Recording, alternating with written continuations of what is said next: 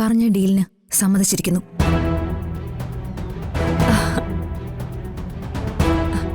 എങ്കി നമ്മൾ തമ്മിലുള്ള പിണക്കോ ഇതോടെ തീർന്നിരിക്കുന്നു.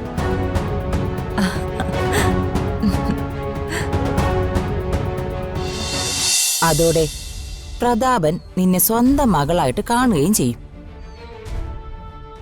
ഞാൻ കറിവേപ്പില പോലെ പുറത്തു പോകാൻ പാടില്ല. ഇവിടെ എല്ലാവരും ഒന്നാകുമ്പോ എനിക്ക് വീട്ടിൽ എന്തെങ്കിലും ഒരു സ്ഥാനം വേണമല്ലോ. അതിനുവേണ്ടി മാത്രമാ നീ ഇതൊക്കെ എനിക്ക് എഴുതി തരണോന്ന് പറയുന്നേ. നീ പെട്ടെന്ന് മറുപടി പറയണ്ട. നിന്റെ ചെറിയമ്മയോടെ ആലോചിച്ചിട്ട് പറഞ്ഞാ മതി. നിന്റെ പ്രശ്നങ്ങളൊക്കെ പരിഹരിച്ച് അച്ഛനും അമ്മയും നീയും എന്നൊരു ലോകത്തേക്ക് നീ എത്തണമെങ്കിൽ നീ തന്നെ വിചാരിക്കണം. പിന്നെ മറ്റുള്ളവര് പലതും പറയും.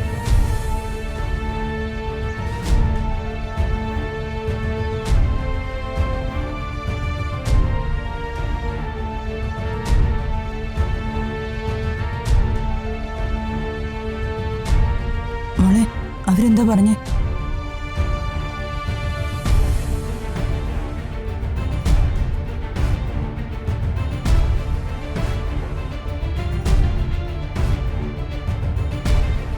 അതൊന്നും വേണ്ട, അതൊക്കെ ചതിക്കാനാ. ഇത് കയ്യിലാക്കാനായിരുന്നു അവര് പത്മയെടുത്തി പുറത്താക്കിയത്. അവരുടെ ഒരു ഡീല്.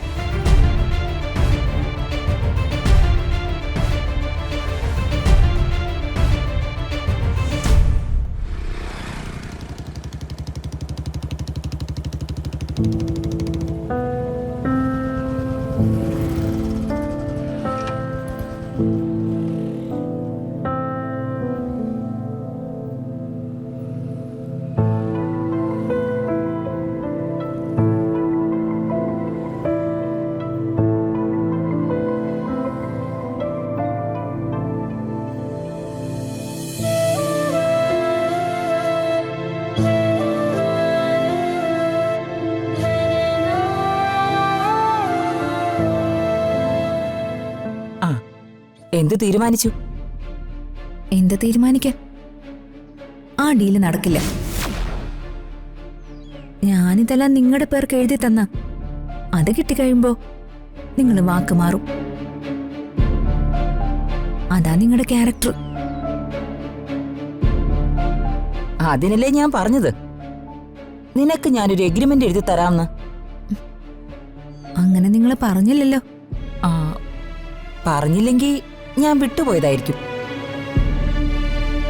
അതായത് നീ ഇതൊക്കെ എന്റെ പേരിലേക്ക് എഴുതി തരുമ്പോ ഞാനും എഗ്രിമെന്റ് എഴുതി നിനക്ക് തരും.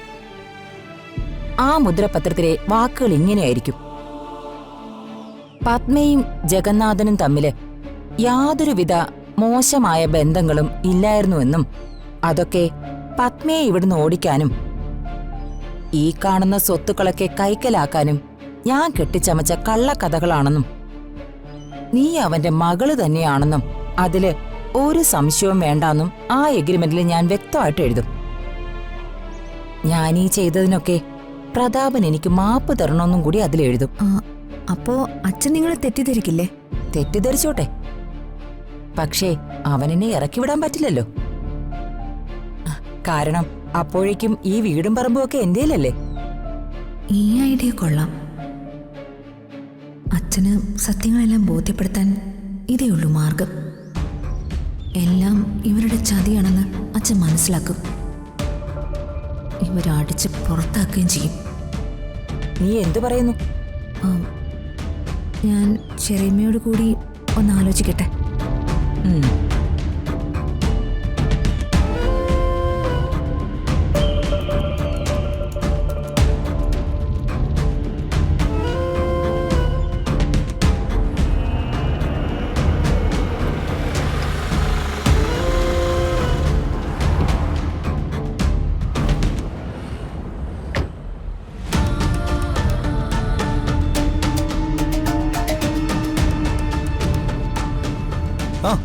നീ ഇപ്പോഴും ജീവിച്ചിരിപ്പുണ്ടോ? നിന്നെ ഇടയ്ക്കിടയ്ക്ക് പിടിച്ചിട്ട് ഇടിക്കാൻ ഒരാള് വേണ്ടേ? അതിനാ ഞാൻ ജീവിച്ചിരിക്കുന്നത്. ഓ മനസ്സിലായോടാ ഇഡിയറ്റ്? അല്ല, നീ വിജന തീരത്ത് വന്ന് ആരെ കാത്തിരിക്കുവാ? ഞാൻ എവിടെ ഇരുന്നാലും നിനക്കെന്താ? നീ ആരടാ? നീ അവളെ നോക്കിയിരിക്കുകയാണെന്ന് എനിക്ക് മനസ്സിലായി. എന്നാലേ അവൾ ഇനി വരില്ലടാ. അവൾക്കിനി നിന്നെ വേണ്ടാന്ന്. നീ ഇതുപോലത്തെ എത്ര നുണകൾ എന്നോട് പറഞ്ഞിട്ടുണ്ട്. ഇതൊക്കെ വിശ്വസിക്കാനേ ഞാൻ മണ്ടനല്ല. ഓ, നീ വെറുതെ വെയിൽ കൊള്ളണ്ടെന്ന് കരുതി ഞാൻ പറഞ്ഞതേ ഉള്ളൂ. നിന്റെ സൗകര്യം പോലെ നീ ചെയ്. അവൾ അവിടെ വീട്ടിൽ പറയുന്ന ഞാൻ കേട്ടതാ, നിന്നെ വേണ്ടാന്ന്. ജീവിതത്തിൽ ഇനി ഒരിക്കലും നിന്നെ കാണൂലെന്നാ അവള് പറയുന്നത്. ആ സന്തോഷ വാർത്ത പറയാനാ ഞാൻ ഓടി വന്നേ.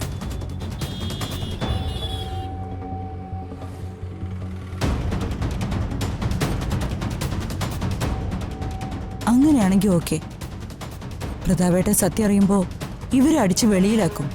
വീടും പറമ്പും തിരിച്ചെഴുതി വാങ്ങിക്കുകയും ചെയ്യും.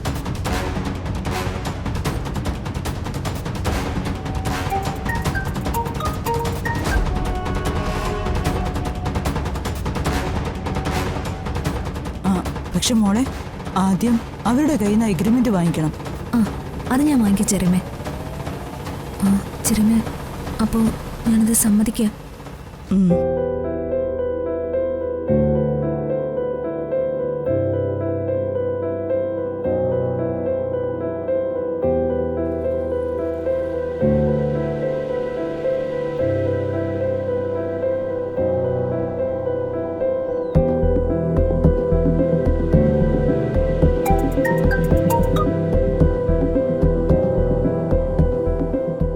പറഞ്ഞ ഡീലിന് സമ്മതിച്ചിരിക്കുന്നു.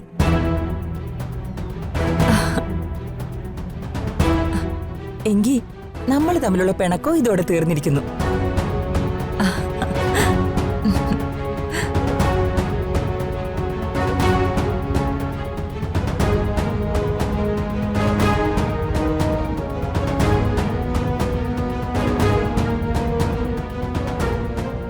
എടാ, അവള് വേറെ കല്യാണം കഴിക്കോടാ.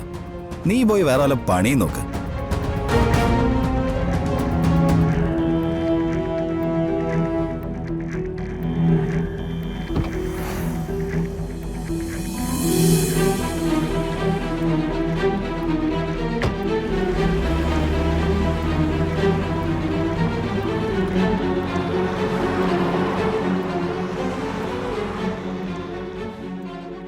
ഇതൊട്ടും നീട്ടിക്കൊണ്ടു പോകാതെ ഉടൻ തന്നെ ചെയ്യണം.